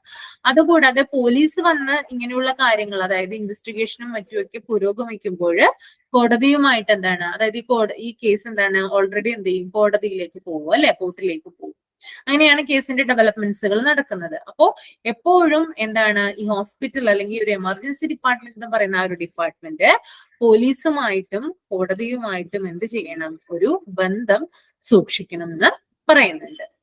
ഇനി തേർഡ് പോയിന്റ് എന്ന് പറയുന്നത് to provide ambulance service for pre hospital care and transportation of patients to from the hospital. അതായത് അവിടെ വരുന്ന എമർജൻസി ഡിപ്പാർട്ട്മെന്റിലേക്ക് വരുന്ന പേഷ്യൻസിന് ആംബുലൻസ് കെയർ സർവീസ് ആവശ്യമാണെങ്കിൽ അതിനുള്ള സജ്ജീകരണങ്ങൾ ഈ ഒരു ഡിപ്പാർട്ട്മെന്റ് ചെയ്തു കൊടുത്തിരിക്കണം. അത് മാത്രമല്ല അതായത് ചില പേഷ്യൻസിനെ നമ്മൾ ട്രാൻസ്ഫർ ചെയ്യുമ്പോൾ ആംബുലൻസ് ആവശ്യമായിട്ട് വന്നേക്കാം. അപ്പൊ അതിനുള്ള സജ്ജീകരണങ്ങളും ആര് ചെയ്തു കൊടുക്കണം, ഈ ഒരു എമർജൻസി ഡിപ്പാർട്ട്മെന്റ് ചെയ്തു കൊടുക്കണം കേട്ടോ. അതായത് പ്രീ ട്രാൻസ്ഫർ, അതായത് രോഗിയെ കൊണ്ടുവരുന്നതിന് മുമ്പും രോഗി ഇവിടെ കൊണ്ടുപോയതിനു ശേഷവും ആംബുലൻസ് സർവീസ് ഒരുക്കി കൊടുക്കണം എന്നാണ് ഇവിടെ പറയുന്നത്.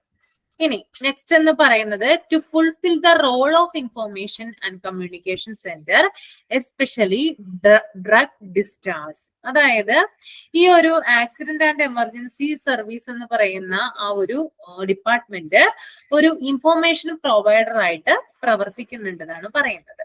To fulfil the role of information and communication centre especially during disasters. അതായത് ഇപ്പൊ ഡിസാസ്റ്റർ സമയത്ത്, അതായത് നമ്മുടെ വെള്ളപ്പൊക്കം അങ്ങനെയുള്ള എന്തെങ്കിലും എന്താ പറയാ മഹാമാരികളൊക്കെ വരുന്ന സമയത്ത് എന്താണ് ഈ ഒരു ആക്സിഡന്റ് ആൻഡ് എമർജൻസി ഡിപ്പാർട്ട്മെന്റ് എന്ന് പറയുന്നത് ഭയങ്കരമായിട്ട് എന്തായിരിക്കും റഷ് ഉള്ള സമയമായിരിക്കും. കാരണം നമുക്കറിയാം ഈ ഒരു അതായത് ഇപ്പോ എന്തെങ്കിലും ഇപ്പോ പ്രളയം അങ്ങനെയുള്ള കാര്യങ്ങളൊക്കെ വന്നു കഴിഞ്ഞാൽ കൂടുതൽ ദുരന്തങ്ങൾ ഉണ്ടാവും മനുഷ്യർക്ക്, അല്ലെ?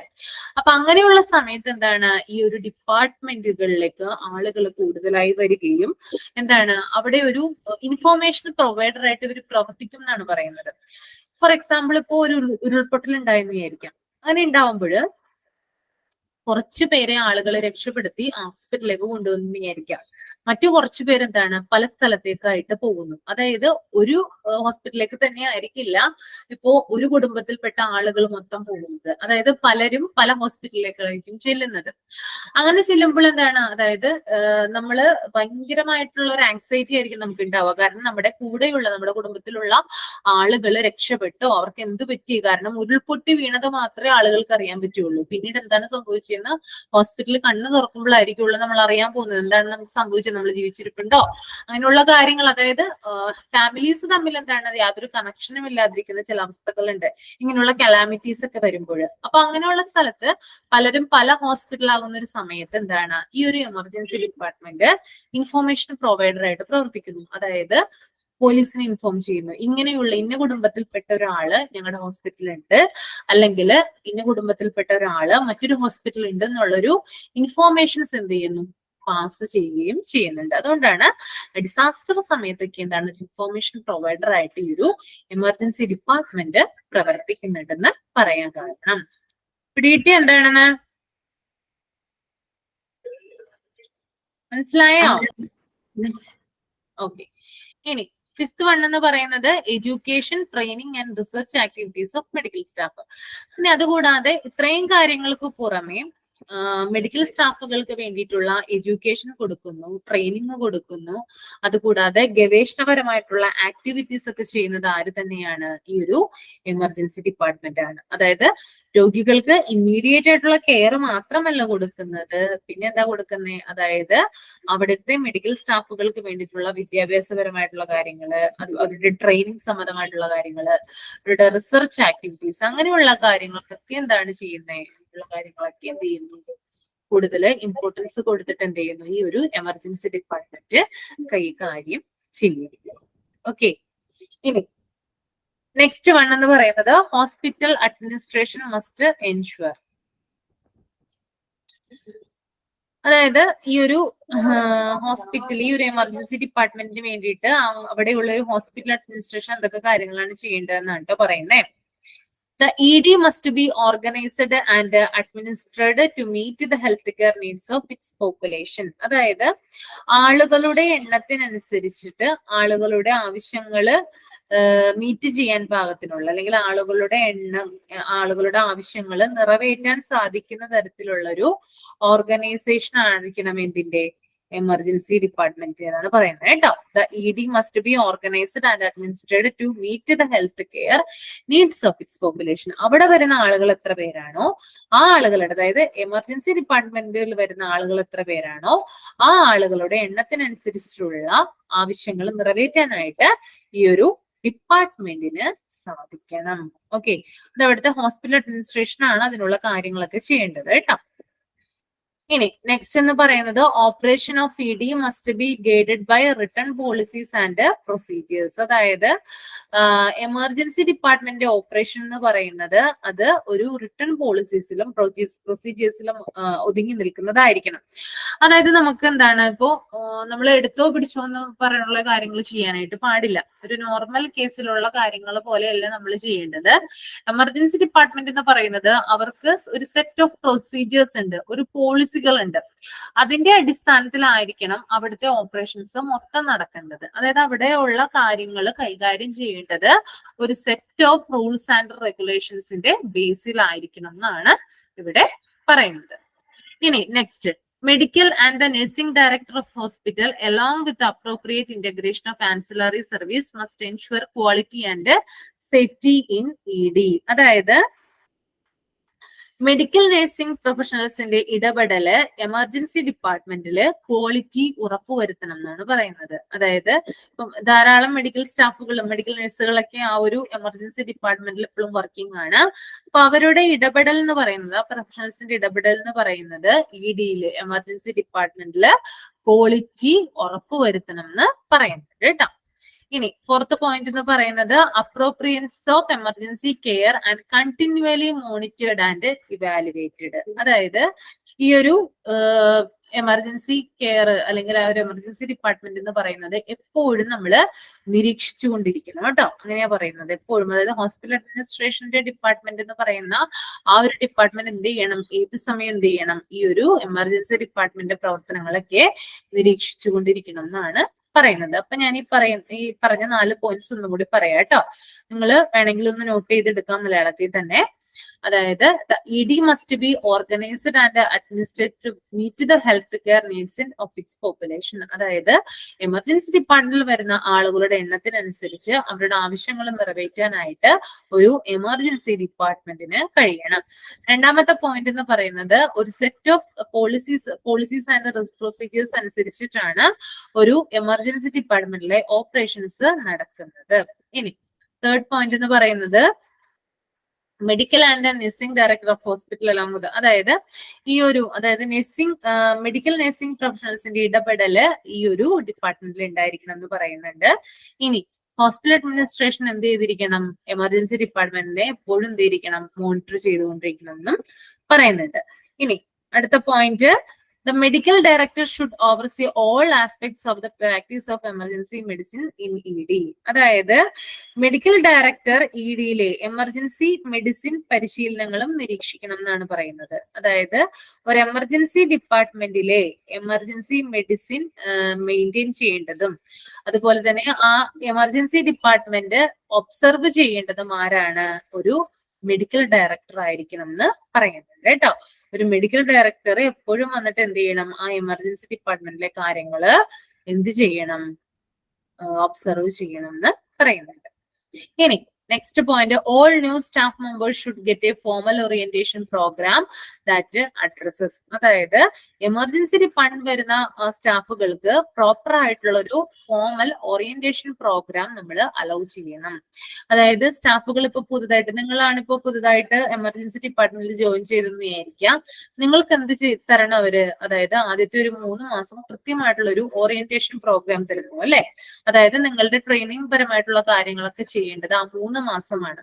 എന്നാൽ മാത്രമാണ് നിങ്ങൾക്ക് തുടർച്ചയായിട്ട് അവിടെ എന്ത് ചെയ്യാൻ, നല്ല രീതിയിൽ നല്ല സ്കിൽഡ് ആയിട്ട് വർക്ക് ചെയ്യാനായിട്ട് സാധിക്കുള്ളൂ. ആദ്യം തന്നെ നമുക്ക് ഒരു ഓറിയന്റേഷൻ പ്രോഗ്രാം എവിടെ ചെന്നാലും ആവശ്യമാണെന്ന് ഓർത്തിരിക്കാം. അപ്പൊ എമർജൻസി ഡിപ്പാർട്ട്മെന്റിനെ സംബന്ധിച്ച് ഞാൻ പറഞ്ഞു നേരത്തെ എന്താണ്, അതായത് വളരെയധികം സ്കിൽഡ് ആയിട്ടുള്ള സ്കില്ലുകൾ ആവശ്യമാണ്, എക്സ്പീരിയൻസ് ആവശ്യമാണ്. അപ്പൊ അങ്ങനെയുള്ള ഒരു ഡിപ്പാർട്ട്മെന്റിൽ എന്തായാലും ഒരു ഓറിയന്റേഷൻ പ്രോഗ്രാം സ്റ്റാഫുകൾക്ക് നിർബന്ധമായും കൊടുത്തിരിക്കണം. ഓക്കെ. ഇനി next one, mission of the institution. The mission of the institution എന്ന് പറയുന്നുണ്ട്. അതായത് ഇവിടെ വരുന്ന സ്റ്റാഫുകളായാലും അല്ലെങ്കിൽ മറ്റു ഡോക്ടേഴ്സ് ആയാലും എന്താണ് ആ സ്ഥാപനത്തിന്റെ ദൗത്യം. അതായത് ഓരോ ഹോസ്പിറ്റലുകളാണെങ്കിലും അല്ലെങ്കിൽ ഏതൊരു ഓർഗനൈസേഷൻ ആണെങ്കിലും അവർ എന്താ പറയാ ഹൈലൈറ്റ് ചെയ്യുന്ന ഒരു മിഷൻ ഉണ്ട് അവരുടേതായിട്ടുള്ള. അത് പല ഹോസ്പിറ്റലുകളിലും പലതരത്തിലായിരിക്കുള്ളൂ. ഇപ്പോ ഒരു ഹോസ്പിറ്റലിലുള്ള മിഷൻ ആയിരിക്കില്ല മറ്റൊരു ഹോസ്പിറ്റലുള്ളത്. ബേസിക് എന്ന് പറയുന്നത് ആളുകൾക്ക്, രോഗികൾക്ക് മെഡിക്കൽ കെയർ കൊടുക്കുക എന്നുള്ളതാണ്. പക്ഷെ ഓരോ ഹോസ്പിറ്റലിനും വ്യത്യസ്തമായിട്ടുള്ള മിഷൻസ് ഉണ്ട്.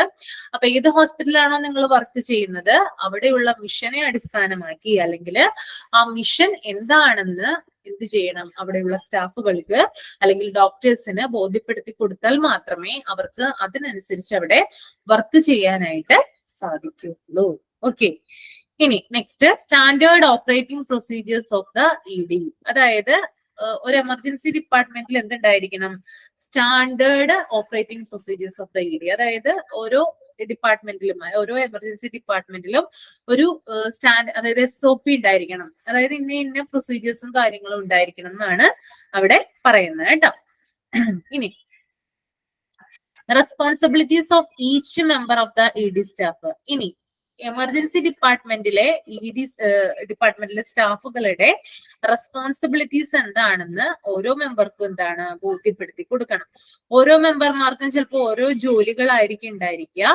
അപ്പൊ അതിനനുസരിച്ച് എന്ത് ചെയ്യണം, അവരുടെ റെസ്പോൺസിബിലിറ്റി എന്താണ്, അവർ ചെയ്യുന്ന ജോലികൾ എന്തൊക്കെയാണെന്ന് എന്ത് ചെയ്യണം, അവർക്ക് ബോധ്യപ്പെടുത്തി കൊടുക്കണം. Okay, staff must improve their professional knowledge and skill. ഇനി അവിടെയുള്ള സ്റ്റാഫുകൾക്ക് എന്താണ്, അവിടെയുള്ള സ്റ്റാഫുകളുടെ പ്രൊഫഷണൽ നോളജും സ്കില്ലൊക്കെ എന്താണ് ഇംപ്രൂവ് ചെയ്യേണ്ട ആവശ്യകതയുണ്ട്. അപ്പൊ അവിടെ വരുന്ന ഓരോ സ്റ്റാഫുകൾക്കും ഓരോ തരത്തിലുള്ള പ്രൊഫഷണൽ നോളജ് ഉണ്ടാകും, സ്കില്ലുകൾ ഉണ്ടാകും. അതൊക്കെ മെച്ചപ്പെടുത്താനായിട്ട് സഹായിക്കണം എന്നാണ് പറയുന്നത് കേട്ടോ. ഇനി triage and screening of each patient must be performed by a physician or trained R with EMT. അതായത് ഓരോ പേഷ്യന്റിന്റെ ട്രയാജും സ്ക്രീനിങ്ങും നടത്തേണ്ടത് ഫിസിഷ്യൻ അല്ലെങ്കിൽ ഒരു ട്രെയിൻഡ് EMT ആണ്. ഓക്കെ, നേരത്തെ ഞാൻ പറഞ്ഞതാണ്. അവിടെ ഓരോ പേഷ്യന്റ് വരുമ്പോൾ അവരുടെ ട്രയാജ് അല്ലെങ്കിൽ അവരെ ആദ്യമായിട്ട് സ്ക്രീനിങ് നടത്തേണ്ടത്, ആദ്യമായിട്ട് അവരെ ഒബ്സർവ് ചെയ്യേണ്ടത് ആരാണ്, ഫിസിഷ്യൻ അല്ലെങ്കിൽ ഒരു ട്രെയിൻഡ് ആയിട്ടുള്ള എമർജൻസി മെഡിക്കൽ ടെക്നീഷ്യൻ ആണെന്നാണ് ഇവിടെ പറയുന്നത് കേട്ടോ. ഇനി eligible and appropriate medical record must be established for each individual. അതായത് കറക്റ്റ് ആയിട്ടുള്ള ഒരു മെഡിക്കൽ റെക്കോർഡ് ഉണ്ടായിരിക്കണം എന്ന് പറയുന്നുണ്ട്. ഓരോ പേഷ്യൻസിനും കറക്റ്റ് ആയിട്ടുള്ള മെഡിക്കൽ റെക്കോർഡ് അവിടെ കീപ്പ് ചെയ്യണം എന്ന് പറയുന്നു.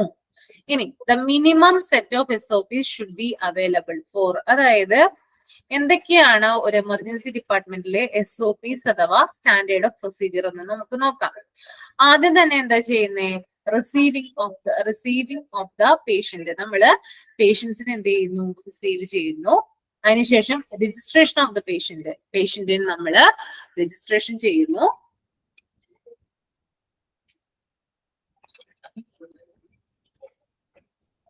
ഇനി തേർഡ് വൺ എന്ന് പറയുന്നത് പേഷ്യന്റിനെ ട്രൈ ചെയ്യുന്നു. ഇനി shifting transfer within the hospital. ഇനി എന്താണ്, ഒരു ഹോസ്പിറ്റലിൽ തന്നെയാണെങ്കിൽ ആ ഹോസ്പിറ്റലിൽ ഷിഫ്റ്റ് ചെയ്യുന്നു, അല്ലെങ്കിൽ ആ ഒരു പേഷ്യന്റിനെ ട്രാൻസ്ഫർ ചെയ്യുന്നു. ഇപ്പോ എമർജൻസി ഡിപ്പാർട്ട്മെന്റിൽ വരുന്ന പേഷ്യന്റ് ആയിരിക്കും. ട്രയാജ് സെക്ഷനിലൂടെ അറിയാണ് ഈ ഒരു പേഷ്യന്റിന് ഇവിടെയുള്ള ഒരു എമർജൻസി EDയിലെ ട്രീറ്റ്മെന്റ് അല്ല വേണ്ടത്, വേറെ ഡിപ്പാർട്ട്മെന്റിന്റെ ട്രീറ്റ്മെന്റ് ആണ് വേണ്ടതെന്ന് അറിഞ്ഞാല് ആ രോഗി എന്ത് ചെയ്യാണ്, ഇത്രയും പെട്ടെന്ന് അവിടെ നിന്ന് ഷിഫ്റ്റ് ചെയ്യാണ് ചെയ്യുന്നത്. ഇനി റെഫറൽ ഓഫ് ദ പേഷ്യന്റ്. അതായത് പേഷ്യന്റിന് എന്ത് ചെയ്യാണ്, അതായത് പേഷ്യന്റ് ഇപ്പോ വേറെ സ്ഥലത്തേക്കൊക്കെ റെഫർ ഔട്ട് ചെയ്യുകയാണെങ്കിൽ അങ്ങനെ ചെയ്യുന്നു. ഇനി ഡിസ്ചാർജ് ഓഫ് ദ പേഷ്യന്റ്. അതായത് പേഷ്യന്റ് ചിലപ്പോൾ എന്താണ്, കുറച്ചു നേരം അവിടെ കിടത്തി കഴിഞ്ഞ് പേഷ്യന്റിന്റെ കണ്ടീഷൻ സ്റ്റേബിൾ ആയി കഴിഞ്ഞാൽ പേഷ്യന്റിനെ ഡിസ്ചാർജ് ചെയ്യുന്നു. ഇനി ബ്രോട്ട് ഇൻ ഡെഡ് കേസസ്. അതായത് പല കേസുകളിലും ഇപ്പൊ എന്താണ്, അതായത് മരിച്ചിട്ട് കൊണ്ടുവരുന്ന കേസുകളൊക്കെ ഉണ്ട്. അപ്പൊ അങ്ങനെയുള്ള കേസുകളൊക്കെ ആണെങ്കിൽ അത് കൈകാര്യം ചെയ്യുന്നു. പേഷ്യന്റ് മരണം സംഭവിച്ചാല് അങ്ങനെയുള്ള കേസുകൾ കൈകാര്യം ചെയ്യുന്നു. പിന്നെ കോഡ് ബ്ലൂ ആക്ടിവേറ്റ് ചെയ്യുന്നു. അതായത് എമർജൻസി ഡിപ്പാർട്ട്മെന്റിലുള്ള ഒരു സ്പെഷ്യാലിറ്റി ആണെന്ത്, കുറേയധികം കോഡുകൾ ഉണ്ട്, അത് ആക്ടിവേറ്റ് ചെയ്യാന്നുള്ളത്. അതായത് ഇപ്പോ ഒരു പേഷ്യന്റിനെ നമ്മള് ഇപ്പോ ഫോർ എക്സാമ്പിൾ ഇപ്പോ കോഡ് ബ്ലൂ എന്ന് പറയുന്നത് കാർഡിയാക് അറസ്റ്റുമായി ബന്ധപ്പെട്ടിട്ടുള്ളതാണ്. അതെങ്ങനെയാണ് ആക്ടിവേറ്റ് ചെയ്യുന്നതെന്ന് വെച്ചാല്, ഇപ്പോ കാർഡിയാക് അറസ്റ്റിന്റെ സിംറ്റവുമായിട്ട് ഒരു പേഷ്യന്റ് ഹോസ്പിറ്റലിലെ എൻട്രൻസ് കഴിഞ്ഞിട്ട് എമർജൻസി ഡിപ്പാർട്ട്മെന്റിലേക്ക് പെട്ടെന്ന് എത്തുമ്പോൾ തന്നെ എന്താണ്, അവിടെയുള്ള ആളുകൾ, അതായത് അറ്റൻഡർ ബോയ് ഒക്കെ ഉണ്ടാവുമല്ലോ, അതായത് ഇയാളെ സ്ട്രെച്ചറിലായിരിക്കുള്ളൂ മെയിൻ ആയിട്ട് കൊണ്ടുപോകുന്നത്. അപ്പൊ എന്താണ്, ഈ അറ്റൻഡർ ബോയ് അങ്ങനെയുള്ള ആളുകൾ ഇയാളെ റിസീവ് ചെയ്യുന്ന ആളുകൾക്ക് മനസ്സിലാവുകയാണ് ഇയാൾക്ക് കാർഡിയാക് അറസ്റ്റിന്റെ സിംറ്റം ആണെന്ന് മനസ്സിലാവുകയാണ്. അപ്പൊ പെട്ടെന്ന് തന്നെ എന്താണ്, ആ ഒരു എമർജൻസി ഡിപ്പാർട്ട്മെന്റിൽ നിന്ന് എന്ത് ചെയ്യും, കോഡ് ബ്ലൂ ആക്ടിവേറ്റ് ചെയ്യും. അത് 3 times ആണ് പറയാ, code blue activated, code blue activated, code blue activated എന്ന് അവിടെ അനൗൺസ് ചെയ്യും. അങ്ങനെ അനൗൺസ് ചെയ്യുമ്പോൾ എന്താണ്, ആ കാർഡിയാക് അറസ്റ്റുമായി ബന്ധപ്പെട്ടിട്ടുള്ള ആളുകള്, അതായത് ഡോക്ടേഴ്സ്, നേഴ്സ്, അതുപോലെ ടെക്നീഷ്യൻസ്, എക്യുപ്മെന്റ്സ്, അങ്ങനെയുള്ള കാര്യങ്ങളൊക്കെ എന്താണ്, ആ ഒരു പേഷ്യന്റിന്റെ അല്ലെങ്കിൽ ആ ഒരു ഡിപ്പാർട്ട്മെന്റിൽ കൊണ്ടുവരികയാണ്, ആ ഒരു എമർജൻസി ഡിപ്പാർട്ട്മെന്റിൽ അടിയന്തരമായിട്ട് കൊണ്ടുവരികയാണ് ചെയ്യുന്നത്. അപ്പൊ ഇങ്ങനെയാണ് എന്ത് ചെയ്യുന്നത്, അതായത് ഹോസ്പിറ്റലുകളിൽ ഇങ്ങനെയുള്ള കോഡുകൾ ആക്ടിവേറ്റ് ചെയ്യുന്നത്. കാരണം ആ പേഷ്യന്റിനെ എത്രയും പെട്ടെന്ന് എന്ത് ചെയ്യണം, എമർജൻസി കെയർ കിട്ടാൻ വേണ്ടിയിട്ടാണ് ഇങ്ങനെയുള്ള കാര്യങ്ങൾ ചെയ്യുന്നത് കേട്ടോ. അപ്പൊ ഞാൻ പറഞ്ഞു കാർഡിയാക് അറസ്റ്റുമായി ബന്ധപ്പെട്ടിട്ടുള്ള ഒരാളാണ് വരികയെങ്കിൽ അയാളുടെ സിംറ്റംസ് മനസ്സിലാക്കിയിട്ട് എത്രയും പെട്ടെന്ന് കോഡ് ബ്ലൂ ആക്ടിവേറ്റ് ചെയ്ത് കഴിഞ്ഞാൽ അതുമായി ബന്ധപ്പെട്ടിട്ടുള്ള ആ ട്രീറ്റ്മെന്റുമായി ബന്ധപ്പെട്ടിട്ടുള്ള ആളുകൾ, അത് ഡോക്ടേഴ്സ് ആയിക്കോട്ടെ, നഴ്സുമാരായിക്കോട്ടെ, എക്യുപ്മെന്റുകളായിക്കോട്ടെ, അല്ലെങ്കിൽ മറ്റ് സ്റ്റാഫുകളായിക്കോട്ടെ, അവരൊക്കെ എന്താണ് ഒന്നിച്ച് എന്ത് ചെയ്യും, ആ ഒരു പേഷ്യന്റ് അടുത്ത് വരും, അല്ലെങ്കിൽ ആ ഒരു ഡിപ്പാർട്ട്മെന്റിൽ ആ പേഷ്യന്റിനെ പരിചരിക്കാനായിട്ട് ഓടിയെത്തും. എത്തും. അപ്പൊ ട്രീറ്റ്മെന്റ് എത്രയും പെട്ടെന്ന് സ്റ്റാർട്ട് ചെയ്യാൻ വേണ്ടിയിട്ടാണ് ഇങ്ങനെയുള്ള കോഡുകൾ ആക്ടിവേറ്റ് ചെയ്യുന്നത്. പിടികിട്ടിയോ കോഡ് ബ്ലൂ എന്താണെന്ന്? മനസ്സിലായോ? ഓക്കെ, അപ്പൊ ഒന്ന് എഴുതിക്കോളൂ കേട്ടോ. കോഡ് ബ്ലൂ കാർഡിയാക് അറസ്റ്റ് കേട്ടോ, എഴുതിക്കോളൂ. Code blue cardiac arrest.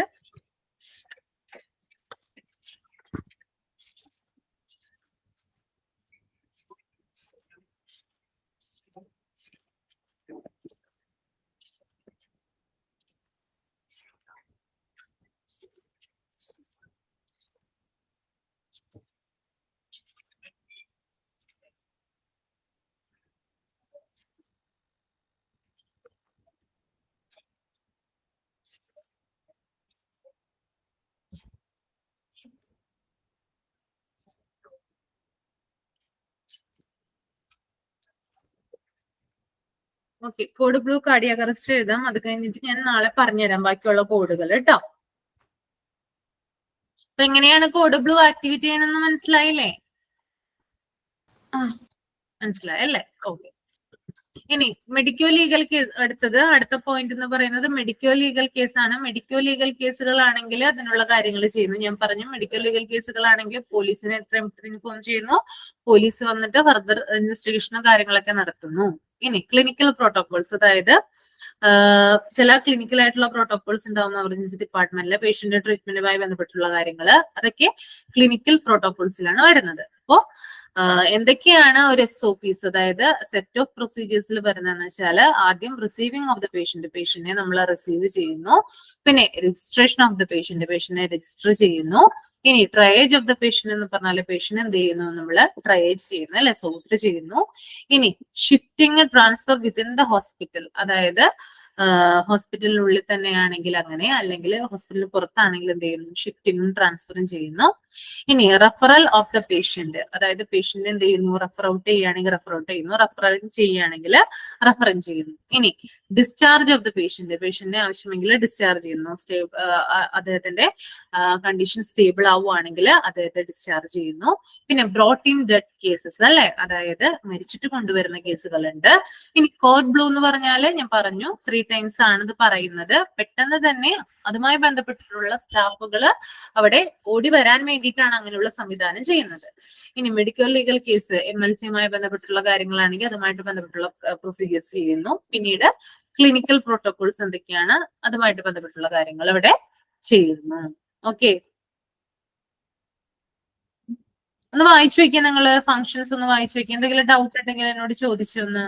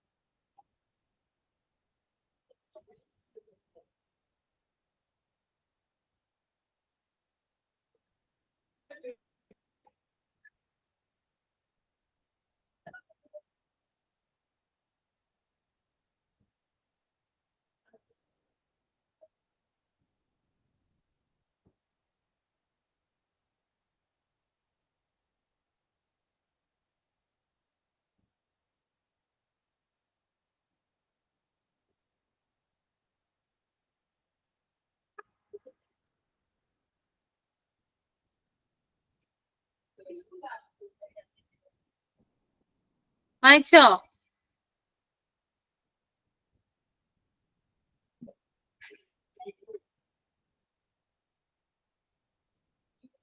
വായിച്ചു കഴിഞ്ഞെങ്കിൽ പറയാം കേട്ടോ.